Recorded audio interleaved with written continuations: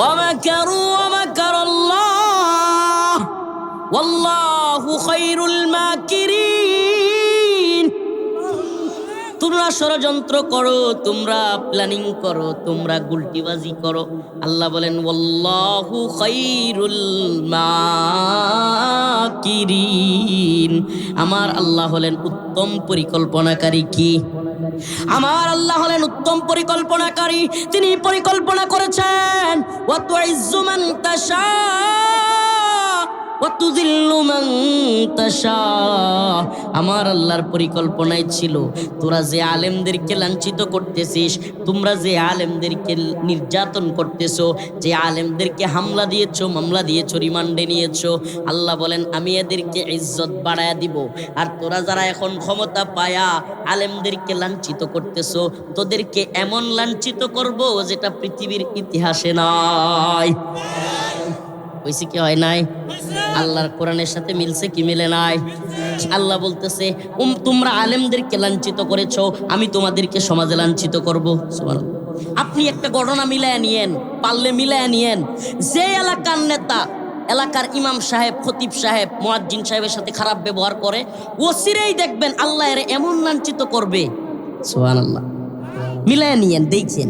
কারণ ও প্রিয় ভাইরা, আমার বন্ধুগণ, আমার এই কোরআনের দারেক বাহক এই আলেমরা, ভুল থাকতে পারে, আমারও ভুল থাকতে পারে, অবশ্যই ভুল আছে, অন্য একজনেরও ভুল থাকতে পারে। মানুষ তো ভুলের ঊর্ধ্বে না, মানুষ কি না, ভুলের ঊর্ধ্বে না, আমরা কেউ ভুলের ঊর্ধ্বে না। কিন্তু তাই বলে একজন মানুষকে জুলুম করা, তার উপর নির্যাতন করা, নিপীড়ন করা, তার কাপড় চোপড়, সুবহানাল্লাহ, আল্লাহ একটা কুদরত। যেই লোকটা আমার কাপড় চোপড় ধরে টান দিছিল, যেই লোকটা আমাকে উলঙ্গ করবার চেষ্টা করেছিল, সুবহানাল্লাহ, আল্লাহ পাক এর পুরো জাতির সামনে উলঙ্গ করে দিছে।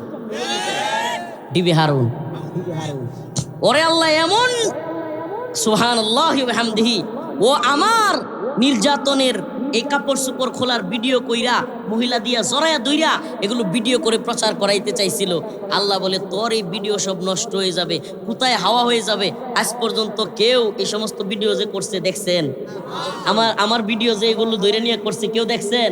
সুবহানাল্লাহ। আল্লাহ বলে এটি প্রকাশই করতে দিব না, তুই এর আগেই পলাই তুই। সুবহানাল্লাহ বলেন। আল্লাহ কয় তুই তোর ফোনে ভিডিও কইরা রাখ, তোর এই ভিডিও প্রকাশ করতে পারবি না, উল্টা তোর যে ভিডিও আছে আমি আল্লাহ সেগুলো প্রকাশ করে দিব। আল্লাহ পাক করছে কি করে নাই? আল্লাহ করছে কি করে নাই? কষ্ট পাচ্ছেন, কষ্ট পাচ্ছেন। আজকের আলোচনা যদি বলে হুজুর কি ওয়াজ করে গেল, আওয়ামী লীগের লোকেরা কিন্তু বলবে হুজুর কতক্ষণ রাজনৈতিক কথা বলে গেল। হ্যাঁ, রাজনৈতিক কথা বলে গেছি জুলুমের বিরুদ্ধে। আমার একটা রিকশাওয়ালা যেন জুলুমের শিকার না হয়। আমার একটা রিকশাওয়ালা, শ্রমিক কিংবা যে কোনো দলের হোক, আমি বলি কি জানেন, আওয়ামী লীগের লোক হোক, তবুও এদের উপর জুলুম করবেন না, জুলুম করবেন না। ইনসাফের সাথে যে অপরাধী তার বিচার হবে, যে অপরাধী তার বিচার হবে। কিন্তু আপনি আমি ব্যক্তিগতভাবে কারো উপর জুলুম করা যাবে। দেখেন ইয়াউমুল আরাফার দিনে হাদিসে পাকের মধ্যে আসছে, ইয়াউমুল আরাফার দিনে যে হাজী সাহেবরা আল্লাহর কাছে দোয়া করেন, আল্লাহ পাক তাদের সবাইকে ক্ষমা করে দেন। হাদিসের মধ্যে আসছে ইল্লা জালিম। কল্পনা করতে পারেন, ইয়াউমুল আরাফা হজের মধ্যে সবচেয়ে গুরুত্বপূর্ণ একটা জায়গা। ওই আরাফার ময়দানে মানুষ চিৎকার করে করে চোখের পানি ফেলে কান্দে। যারা হাজী সাহেব গেছেন তারা জানেন, ওই কান্নার সময় আল্লাহ পাক সমস্ত হাজী সাহেব যারা কান্না করে অন্তর থেকে আল্লাহর কাছে চায়, সবাইকে মাফ করে দেয়।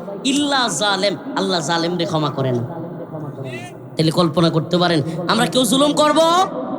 কার উপরে জুলুম করব? সে যেই দলের হোক, যেই মতের হোক, যেই পথের হোক, আমার সুবিধা আদায়ের জন্য, আমার খায়াসাত পূরণের জন্য, আমার মতের বিরুদ্ধে যাওয়ার জন্য কারো উপরে জুলুম করা যাবে? বলেন জুলুম করা যাবে? এ নাগরপুরের মুসলমান, নামাজ পড়তে হবে। কি পড়তে হবে? হকের পথে থাকতে হলে এই যে আজকে মানুষের দল, এই যে মানুষের উপচে পড়া বীর, হাজার হাজার মানুষ হয়ে যায় একটা প্রোগ্রামে, আমরা ফজরের নামাজের সময় মসজিদে মুসল্লি খুঁজে পাই। এটা কি হকের বার্তা পৌঁছায়? বলেন পৌঁছায়? আমরা বলেছি হক, ইনশাআল্লাহ আমরা হক দিয়া, আমরা সত্য দিয়া, আল্লাহর সত্য দিন দিয়া, ইনসাফ দিয়া, আমানতদারিতা দিয়া, জুলুমের বিরুদ্ধে অবস্থান নিয়ে এই সমাজ পরিবর্তন করতে চায়। জুলুমকে আপনি জুলুম দিয়ে প্রতিহত করতে পারবেন? আপনি যদি জুলুম করে, সেও জুলুম করে, তাহলে সে চিন্তা করবে যে ঠিক আছে তুই জুলুম করতে থাক, আগামী পিরিয়ডে আমি আবার আইসা লই, তারপরে তগর উপরেও জুলুম করব। এই অক্টোপাসের জাল চলতেই থাকবে, চলতেই থাকবে। কিন্তু যদি আমরা এক আল্লাহর অনুসরণ করি, এক আল্লাহর পক্ষে কথা বলি, কোরআন সুন্নাহর আদর্শে আদর্শিত হই, আমরা ইনসাফের সাথে কাজ করব, সমাজে ন্যায় এবং ইনসাফের সমাজ প্রতিষ্ঠা করব, যেই সমাজ কোনোভাবেই কারো উপরে জুলুম করবে না, অত্যাচার করবে না, নিপীড়ন করবে না। আল্লাহ পাক আমাদের সবাইকে বুঝার এবং আমল করার তৌফিক দান করুক, বলেন আমিন। আর হুজুরে বলেন আমিন। আরেকটা কথা বলে শেষ করি, অন্তর থেকে ঈমানের, দ্বীনের মুহাব্বত এমন পর্যায়ে থাকতে হবে। আমি জানি আপনার আলোচনাটা ছেড়ে দিলে অনেকে সমালোচনা করবেন, অনেকে অনেক কথা বলবেন, কিন্তু বাবা আমার তো কিছু করার নাই।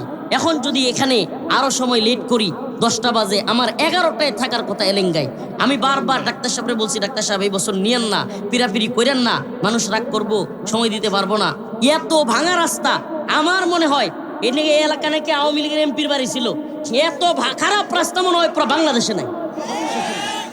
এমন রাস্তাঘাট দিয়া জীবনে কোনোদিন আসি নাই। এই কি কয়, বাণিজ্য মন্ত্রী মন্ত্রী হয়ে গেছিল গা। লা ইলাহা ইল্লা আনতা সুবহানাকা ইন্নী কুনতু মিনাজ জালিমিন। এটি কি কয় না কয়, এই বুঝি রাস্তার অবস্থা। আমি বর্তমান নেতৃত্বকে বলি যে আপনারাও ওই জুলুম করবেন না, মানুষ যাতে সহজে যাতায়াত করতে পারে, কালবাট, রাস্তাঘাট, মসজিদ এগুলো সুন্দর করে করবেন তো ইনশাআল্লাহ।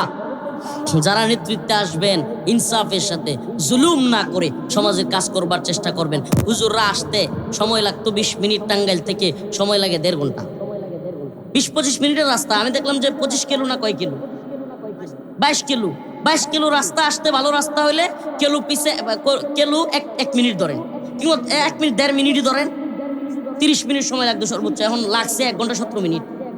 চিন্তা করছেন প্রাইভেট কারে আসতে কি পরিমাণ সময় লাগে? কেন লাগছে এত সময়? লাগার পিছনে একটাই কারণ, রাস্তাঘাটের এই বেহাল দশা। এই যে দেখে গেছিলাম, এই রাস্তায় হাইটে আসতে হয়, ওখানে গাড়ি রেখা, এখনো হাইটে আসতে হয়। ইনশাআল্লাহ আগামীর নেতৃত্ব যেন এই রাস্তাঘাট সবকিছু ঠিক করে। আমরা ওই সমস্ত নেতৃবৃন্দের প্রতি উদাত্ত আহ্বান থাকবে, রাস্তাঘাটগুলোর কাজ করেন, কালভার্টগুলোর কাজ করেন, এলাকার জনমানুষের নেতা হন, মানুষের পাশে দাঁড়ানোর চেষ্টা করেন এবং মানুষের অন্তর থেকে ভালোবাসা নেওয়ার চেষ্টা করেন। মানুষের উপর জুলুম চাপায়া দিয়েন না, বিরোধী মতের হোক, বিরোধী পথের হোক, কারো উপরে জুলুম করা যাবে। প্রিয় ভাইয়েরা আমার, একটা আলোচনা করি ইস্তিকামতের কথা। সুবহানাল্লাহ, যে আমাদেরকে চেষ্টা করা হয়েছিল, অনেক চেষ্টা করা হয়েছিল, জুলুম করে, নির্যাতন করে। ওই মক্কার কুরাইশরা যেমন আল্লাহ রাসূল সাল্লাল্লাহু আলাইহি সাল্লামকে আপনার চেষ্টা করছে। প্রথমে কি, আয় মুহাম্মদ, যদি তুমি টাকা চাও, কি বলে, তখন তো টাকা ছিল না, দিনার, দিরহাম বা স্বর্ণ মুদ্রা চাও, তাইলে তোমাকে আমরা স্বর্ণ মুদ্রা দিব। যদি তুমি মক্কার সবচাইতে বড় নেতা হইতে চাও, আমরা তোমাকে নেতা বানাবো। যদি তুমি লাল উট চাও, তখন লাল উটের বিশাল মূল্যায়ন। বর্তমানে মনে করেন FZ বিমান কিংবা নিজস্ব ব্যক্তিগত হেলিকপ্টারের যে মূল্য, ওই জামানায় লাল উটের এরকম মূল্য ছিল। ইতিহাস বলে আল্লাহ রসুলকে লাল উটের অফার দেওয়া হয়েছিল। আল্লাহ রসুলকে বড় কি বলে বিশাল উটের বহর দেওয়ার প্রস্তাব দেওয়া হয়েছিল। আল্লাহ রসুল সাল্লাল্লাহু আলাইহি ওয়াসাল্লামকে বাতিলরা, কুরাইশরা, কাফেররা আল্লাহ রসুল সাল্লাল্লাহু আলাইহি ওয়াসাল্লামকে সুন্দরী রমণীকে বিয়ে করার প্রস্তাব দিয়েছিল। কেন? মুহাম্মদ, তুমি হক পথ, সত্য পথ, এই যে তুমি যে আল্লাহর কথা বলো, তার পথ ছেড়ে দাও। আমাদের লাত উজ্জাদেরকে অসম্মান করিও না, আমাদের দেবদেবীদেরকে অসম্মান করিও না। মুহাম্মদ, তুমিও আমাদের পথে ফিরে আসো, তোমারে আমরা ভালো বিয়ে করাবো, তোমাকে আমরা এই উট দিব, তোমাকে আমরা ঘোড়া দিব, তোমাকে আমরা অনেক কিছু দিব। আল্লাহ রসুল রাজি হয়েছিলেন? রাজি হয়েছিলেন? সুবহানাল্লাহ, রাজি হন নাই। আল্লাহ রসুল পাল্টা প্রস্তাব দিয়েছিলেন, এই দুনিয়ার মোহে আমি তোমাদের আল্লাহর রাস্তা থেকে সরে যাব না, আমি তোমাদেরকে দাওয়াত দেওয়া বন্ধ করব না। আমরাও বলি, ও জালিমরা, যারা জুলুম করেছো, তোমরা সঠিক পথে চলে আসো। তোমরা যদি মনে করো যে আমাদেরকে গাড়ি বাড়ি, টাকা পয়সা কিংবা তোমাদের পক্ষ নেওয়ার লোভ দেখাবা, সাবধান হয়ে যাও। আমরা সেই রসুলের উত্তরসূরি, আমরা সেই রসুলের অনুসারী। অবশ্যই অবশ্যই আমরা কোনো বাতিলের কাছে মাথা নত করব না। এবং পরবর্তীতে কি করছে, রাসূল সাল্লাল্লাহু আলাইহি ওয়াসাল্লামরে যখন পারে না আটকায় রাখতে, একটু পড়বেন, সিরাতগুলো পড়বেন, আল্লাহ রসুলের জিন্দেগি পড়বেন। পরবর্তীতে কি করছে? পরবর্তীতে দেখা গেছে এবার হুমকি, ওয়ালা নাবলুওয়ান্নাকুম বিশাইইম মিনাল খাউফ ওয়াল জু' ওয়া নাকসিম মিনাল আমওয়াল ওয়াল আনফুসি ওয়াত সামারাত ওয়া বাশশিরিস সাবিরিন। আল্লাহ বলেন এরপরে শুরু হয়ে গেছে হুমকি, ভয়, ভয় দেখানো পরীক্ষা, ভয়ের পরীক্ষা। ওয়াল জু' ক্ষুধা, দারিদ্রতা, ওয়া নাকসিম মিনাল আমওয়ালি ওয়াল আনফুসি ওয়াত সামারাত। আল্লাহর রাসূলকে খাদ্য দেওয়া হবে না, কারোর সাথে যোগাযোগ করতে দেওয়া হবে না। রাসূলকে পাগল বলছে কি বলে নাই? আল্লাহ রাসূল সাল্লাল্লাহু আলাইহি ওয়াসাল্লামকে শিয়াবে আবু তালিবে বছরের পর বছর আটকে রেখেছে, খাবার পৌঁছাইতে দেয় নাই, মানুষকে ওখানে দেখা করতে দেয় নাই। আল্লাহ রাসূল সাল্লাল্লাহু আলাইহি ওয়াসাল্লামকে বন্দী করেছে। আমাকে বলেন রাসূল কি চুপসে ছিলেন? রাসূল চুপসে ছিলেন? রাসূল বলেছেন কুলু লা ইলাহা ইল্লাল্লাহ তুফলিহুন। তোমরা আমাকে বন্দী করো, তোমরা আমাকে জেলে নাও, তোমরা আমাকে ফাঁসি দাও, তোমরা আমাকে হত্যা করো, কিন্তু আমি মুহাম্মদ ইবনে আব্দুল্লাহ তোমাদেরকে দাওয়াত দিয়ে দিব, তোমাদেরকে দাওয়াত দিবই। জুলুমের পথ পরিহার করো, এক আল্লাহর পথে আসো, লা ইলাহা ইল্লাল্লাহ বলো, তবেই তোমরা সফল কাম হবে, অন্যথায় তোমরা জাহান্নামে যাবে। আল্লাহ রাসূল সাল্লাল্লাহু আলাইহি ওয়াসাল্লাম হাদিসের মধ্যে বলতেছেন সাহাবায়ে কিরামকে, হে আমার সাহাবারা, তোমরা তোমাদের জালেম ভাইদেরকেও বাঁচাও, মাজলুমদেরকেও বাঁচাও। সুবহানাল্লাহ বলবেন। সাহাবায়ে কিরাম প্রশ্ন করলেন, ইয়া রাসূলুল্লাহ, মাজলুমদেরকে বাঁচানোর বিষয় তো বুঝলাম, কিন্তু জালেমদেরকে বাঁচাও এটা কিভাবে? আল্লাহ রাসূল সাল্লাল্লাহু আলাইহি ওয়াসাল্লাম বললেন, হে আমার সাহাবারা, জালেমদেরকে জুলুম করতে দিও না। এই জালেম যে জুলুম করে জাহান্নামের পথে যাচ্ছে, এই জালেমকে তুমি প্রতিহত করো। এই জালেমকে প্রতিহত করার দ্বারাই এই জালেমকে তুমি বাঁচাইতে পারলা। সুবহানাল্লাহ। জালেমকেও বাঁচাও, মাজলুমকেও বাঁচাও, জালেমকেও। মাজলুমরে কেমনে বাঁচাইলা? জালিমরে ফিরাইয়া দিলে মাজলুম কি করলো? বাইচা গেল গা। আর জালিমরে ফিরাইয়া দিলে জালিমও বাইচা গেল। কেমনে? যে জালিম যে জুলুম করতে পারলো না, আল্লাহর কাছে গুনাহ উঠলো। এই জালেম যে আল্লাহর কাছে পাকড়াও হইতো, সে আল্লাহর কাছ থেকে ক্ষমা পাওয়া যাবে। এই জন্য আমাদের সমাজে আমরা অনেকেই কি বলি, যে অনেকে আছে যে মাশাআল্লাহ এলাকায় একটা খারাপ কাজ হইলে, কারো উপর জুলুম হইলে প্রতিহত করবার চেষ্টা করে, এলাকায় কাউরে অযথাই হয়রানি করতেছে, মামলা দিতেছে, কিংবা মেরে ফেলতেছে, কিংবা এলাকায় জমি দখল করতেছে। কিছু সচেতন মানুষ এখনো আছে, নাইলে পৃথিবী টিকে থাকতো না। অল্প কিছু মানুষ এরা কি করে, প্রতিহত করবার চেষ্টা করে। তখন কাছ থেকে খুব আপনজন কিছু কিছু লোক বলে, কিরে তুই নিজের কায়া পরের সুরহা বরস। তুই আমাদের আঞ্চলিক ভাষা বললাম, সুরহা বুঝেননি? ওই যে মাছ মাইরা যেটা থয়, খালই খালই, যে নিজের খায়া পরের সুরহা বরস। এটা নিজের কায়া পরের সুরহা বরা মানে তুই খাস নিজেরটা, পরের লাগে তুই গায়ে মারামারি করতে যাস, পরের জমি তুই ফিরাইতে যাস, পরের তোর কি বলে, কি বলে না? সুবহানাল্লাহ। অথচ এটা ছিল না। আল্লাহ বলছেন কুনতুম খায়রা উম্মাতিন। আমি জানি না এনে মাইক আছে না খাইলা মুখে কইতেছে, আল্লাহই জানে। কুনতুম খায়রা উম্মাতিন উখরিজাত লিন-নাস তা'মুরুনা বিল মা'রুফ ওয়া তানহাউন। আমরা আসলে কষ্ট নিয়েন না, এই গ্রাম্য প্রোগ্রামগুলো দিতে চাই না, এই জন্য যে আমাদের প্রোগ্রামগুলোতে যেই পরিমাণ শিডিউল থাকা দরকার, যেই পরিমাণ ব্যবস্থাপনা থাকা দরকার, এই মাইক অপারেটর ভাই রাগ করবো, কিন্তু আসলে এখানে মাইক আছে, একটু গলা এদিক সেদিক নিলে কথা কি এমনি কোন যায়নি? কথা কয় না, কথা কি এমনি কেউ কইতে পারবো? এমনি কথা কইলে রোবট লাগতো না। কারণ এদিকে একটু নিলে এদিকে একটু নিলে আর আওয়াজ নেয় না। কি আশ্চর্য রে ভাই, এই মাইকে আওয়াজই নিচ্ছে না। তো যাই হোক, অপারেটর ভাই রাগ করেন না, এটা মনে হয় আমাদের নিয়তের গড়বড়ের কারণে। আল্লাহ আমগরে হেদায়েত দান করুক। আরো জোরে বলেন আমিন। তো বলতেছিলাম যে কুনতুম খায়রা উম্মাতিন উখরিজাত লিন-নাস। আল্লাহ বলেন কুনতুম খায়রা উম্মাতিন উখরিজাত লিন-নাস তা'মুরুনা বিল মা'রুফ ওয়া তানহাউনা আনিল মুনকার। আল্লাহ বলেন তোমরা হলা উত্তম জাতি। সুবহানাল্লাহ। মুসলমানরা কি? কুনতুম খায়রা উম্মাহ, তোমরা হলা খায়রা উম্মাহ উখরিজাত লিন-নাস। মানুষদের মধ্য থেকে কাফের, মুশরিক, ইহুদি, খ্রিস্টান, বৌদ্ধ সবার মধ্য থেকে মুমিনদেরকে আমি বাছাই করে আনছি। সুবহানাল্লাহ। কে কয়? আমি বাছাই করে বের করছি। উখরিজাত লিন-নাস, আমি বের করছি মানুষের কল্যাণের জন্য। কিসের জন্য?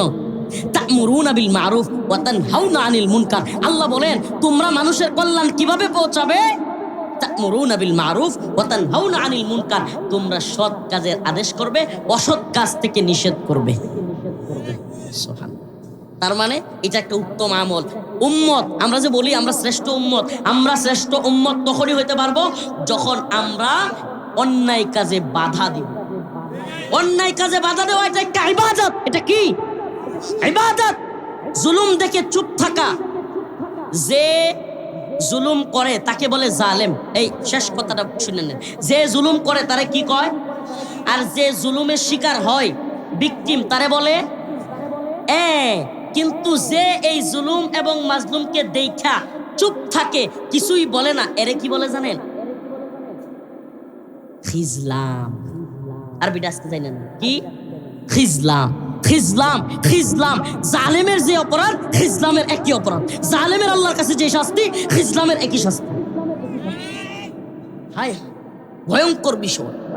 যারা হুজুরে ওসি সাহেব লয়ে যাইতেছে গা, কিছুই কয় না, দেখে হ্যাঁ হুজুর একটু বেশি বক্তব্য দেন তো, নিয়ে গেছে ভালো হইছে। এটা হলো খিজলাম। এটা কি? পুলিশ হইলো জালেম, আওয়ামী লীগ জালেম, আর ওইটা দেখছে যেটা, ওইটা কি? একমাত্র তারাই ক্ষমা পাবে যারা কিনা প্রতিবাদ করেছে। সুবহানাল্লাহ। তো আমরা কি খিজলাম হব? আমরা জালেম হব? আমরা মাজলুম হব না। মুমিন জালিম, মাজলুম, খিজলাম একটা হবে না। মোমেন কখনোই মাজলুম হবে না, মোমেন কখনোই জালেম হবে না। মুমিনের উপরে জুলুম করব কেমনে? আল্লাহ বলছে ইকাতিলুনা ফি সাবিলিল্লাহ ফায়াকতুলুনা ওয়া ইউকতালুন। তোমারে মারলে তুমিও মারো। এটা কার কথা? আমি ব্যক্তিগত কোনো বক্তব্য দেই নাই। ফায়াকতুলুন ওয়া ইউকতালুন, আল্লাহ বলছে তোমারে মারলে তুমিও মারো। সুবহানাল্লাহ। তোমারে বাস লইয়া আইছে, তুমিও বাস লইবা। জালেম জুলুম করবে, সহ্য করবা না। সাবধান, সাবধান। ভাইয়েরে, তোমার ভাইয়েরে দোষী, অপরাধী, তখন এক লোক কিছু কইছে, তুমি দৌড়াইয়া ভাইয়ের পক্ষে যাও গানা, এটা না। যদি তোমার ভাই মাজলুম হয়, যদি তোমার ভাইয়ের জমি কেড়ে নেওয়া হয়, যদি তোমার ভাইকে অন্যায়ভাবে জুলুম করা হয়, সেটা ভিন্ন। আল্লাহ পাক আমাদের সবাইকে বুঝার এবং আমল করার তৌফিক দান করুক বলে আমিন। জালিম বিতাড়িত না হইলে আমরা কি এত সুন্দর মজমা পাইতাম? রাজনীতির কথা বলে, বিভিন্ন কথা বলে, এরা বিএনপি করে, জামাত করে, এই কথা এইসব বইলে কোরআন হাদিসের মাহফিল পর্যন্ত বাধা দিত।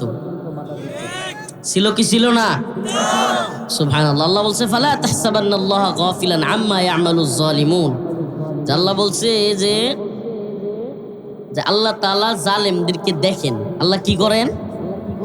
জালেমরা কি করতেছে এগুলোর খবরও রাখেন। সুবহানাল্লাহ। আল্লাহ তাআলা ছাড় দেন কিন্তু ছেড়ে দেন না। তাইলে বোঝা গেল আল্লাহ পাক ছাড় দিছিলেন কিন্তু ছাইরা দেন। যখন ধরছেন এমন ধরা দিছেন, সুবহানাল্লাহি ওয়া বিহামদিহি। এই 4 থেকে 5 বছর আগে আমার এখনো স্মরণ হয়। দেখেন, আমি আপনাদেরকে বলেই ফেলি, আপনারা তো রাগ করবেন হঠাৎ করে ছেড়ে দিলে, কিন্তু রাগ করলেও কিছু করার নাই। এই যে ডাক্তার সাহেব নুরুজ্জামান ভাই, আরে পিরাপিরি, আমি এলেঙ্গায় প্রোগ্রাম, আমি বলছি ভাই এত দূর থেকে সম্ভব না, সম্ভব না। শেষ পর্যন্ত আমি জানিও না, মনে হয় মামার সাথে ডিল করে এই প্রোগ্রামটা নিছি। এমন পিরাপিরি কইরে আমি বলছি ভাই এলেঙ্গার পর্যন্ত রাস্তা যেই খারাপ, ওখানে 11টায় বয়ান করার কথা, অলরেডি বাইজে গেছে এখানে 10টা, আমি কিভাবে যাব ভাই? এখানে অলরেডি নূর হোসেন নুরানি সাবুজুর আলোচনা করতেছে, এরপরে আর কোনো বক্তা নাই। আপনি চিন্তা করতে পারেন এর চাইতে 2 গুণ বেশি মানুষ ওখানে অপেক্ষা করতেছে। তো এই যে পজিশন, এর মধ্যেও ডাক্তার সাহেব মানেই না। একবার চিন্তা করলাম, আচ্ছা ঠিক আছে, অন্তত এই বছর একটু সাক্ষাৎটা করে আসি। যেই মানুষগুলো একটা সময় গিয়েছে আওয়ামী লীগের সময়, এরা আমাদের উপর এত জুলুম করেছে, এত অত্যাচার করেছে, যে এখানে আইসা খাওয়া দাওয়া করছি ডাক্তার সাহেবের বাসায়, এখানে আইসা দাঁড়ায় আছি যে একটু কথা বইলা চলে যাব, এখানে পুলিশ আইসা বাধা দিয়ে দিছে। আপনাদেরকে আজকে একটা কথা জানাই দিই, আমি জানি না ডাক্তার সাহেবরা রাগ করবো কিনা, কিন্তু বলতে হয়। ওই দিন কিন্তু আমি ফিরা যাওয়ার বান্দা ছিলাম না। আমি কিন্তু পুলিশ টুলিশ নামাই না, এখানে আসতাম, বয়ানও করতাম, কিন্তু ডাক্তার সাহেব আমারে গিয়ে আড়ালে কয়, হুজুর সর্বনাশ হয়ে যাবো, বাড়ি ঘরে থাকতে পারবো না হুজুর। হুজুর আপনি যদি এখন জোর করে উঠেন, পাবলিক সুবহানাল্লাহ, আপনাদেরকেও দেখছি যে জজবা ছিল, সুবহানাল্লাহ, উড়াইয়া দিতাম, আমরা উড়াইয়া দিতাম এগুলো। কোথায় আজকে ওই রয়্যাল নাকি কয়, আজকে ওই রয়্যাল কোথায়? কোথায় ওই টিটু? কোথায় আজকে হাসিনা? কোথায় কাদের? এত জালেম জুলুম করেছে, আলেমদেরকে উঠাইতে দেয় নাই, আজকে ওরা কোথায়? সব পালাইছে, ভাগছে।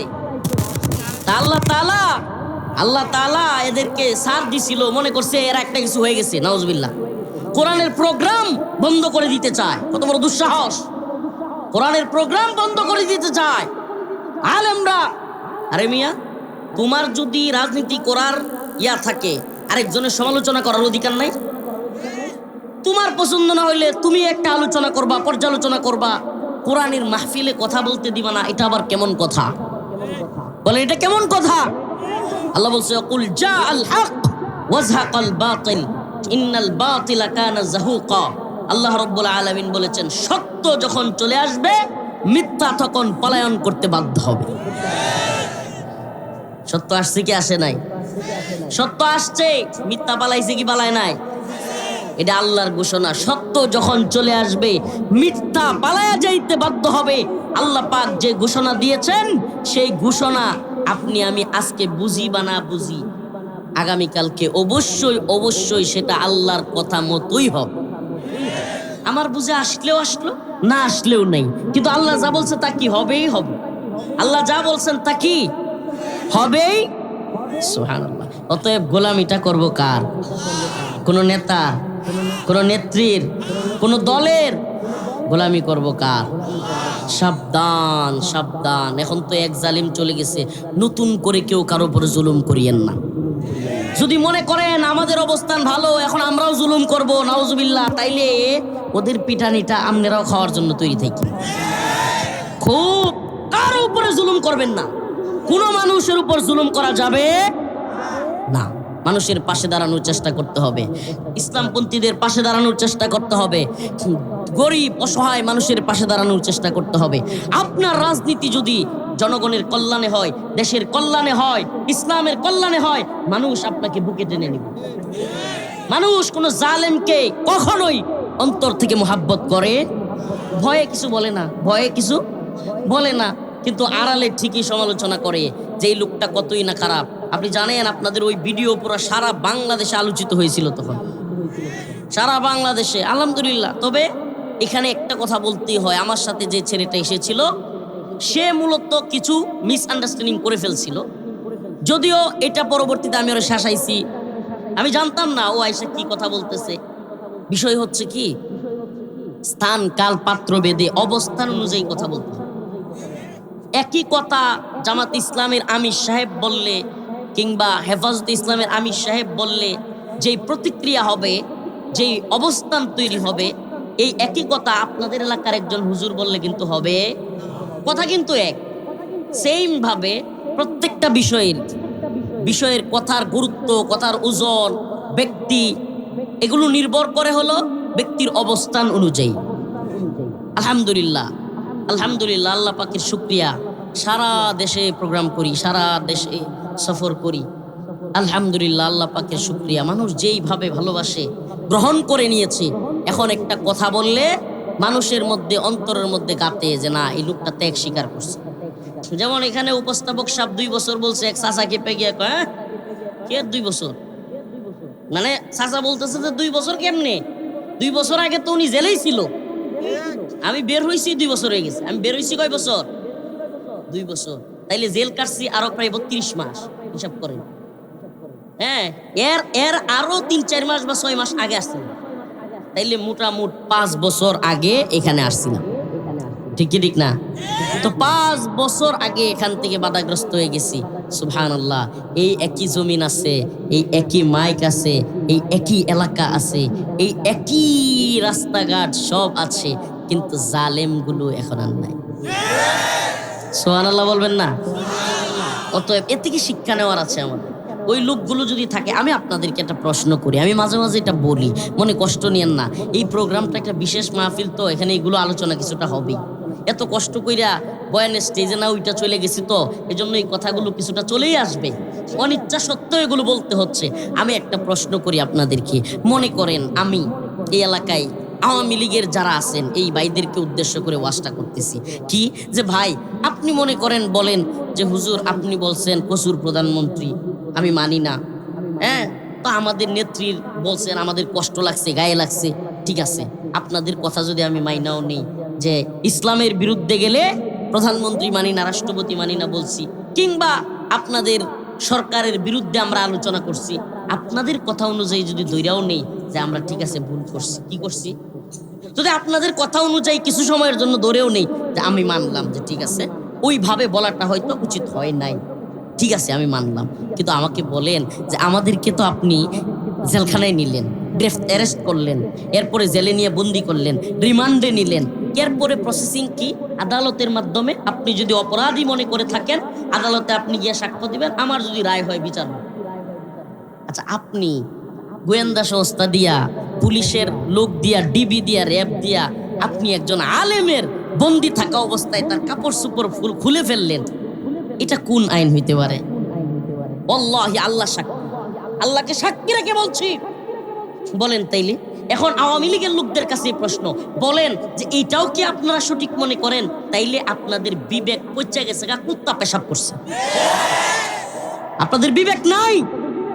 যদি বলেন আমি যদি বলি যে আমি না, আলেমরা ভুলই করছে, আলেমদের যৌনাঙ্গে ধরে চাপ মারছে, যৌনাঙ্গে ধরে আলেমদের চাপ মারছে, বলে কি হুজুর এগুলো তো নেত্রী বইলা দেয় নাই, নেত্রী বইলা দেয় নাই, যেগুলো এগুলো করতো এগুলোর খালি প্রমোশন হইতো।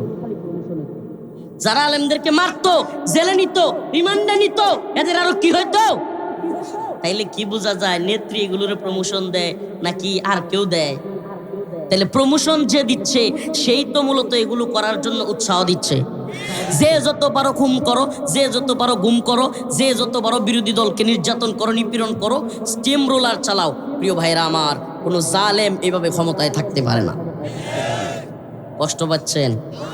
অন্তর থেকে ব্যথাগুলো বলতে হচ্ছে, বাধ্য হচ্ছি যে আপনাদের কাছেই, আপনাদের বিবেকের কাছে প্রশ্ন রেখে গেলাম যে আপনি যদি মনেও করেন যে আপনি ওই দলের সাপোর্টার, আপনার বিবেকের কাছে প্রশ্ন রেখে গেলাম, আলেমরা অন্যায় করেছিল কি? আলেমরা কার মাথায় আঘাত করেছিল? কাকে হত্যা করেছিল? কার স্ত্রীকে নির্যাতন করেছিল? আমরা কোনো অপরাধ করি নাই, আমাদের একটাই আপনাদের চোখে অপরাধ ছিল, আমরা সরকারের বিরুদ্ধে বক্তব্য দিয়েছি। ভাই, বিরোধী দল না থাকলে সৌন্দর্য আছে? সব যদি জি জি হ হ করে তাইলে কি কোনো সৌন্দর্য আছে?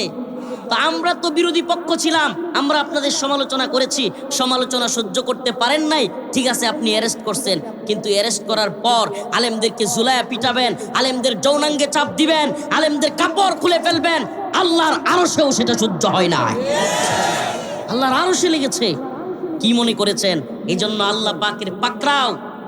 যেই জাতির জন্য তার পিতা অনেক কিছু করলো, যেই জাতির জন্য সেও অবশ্যই কিছু না কিছু ভালো কাজ তো করেছে, সেই জাতি তাকে এমন পিটানি দিছে যে 300 এমপি সহ, সব মন্ত্রী সহ, পরিবার সহ সব নিয়ে পালায়া যাইতে বাধ্য হয়েছে।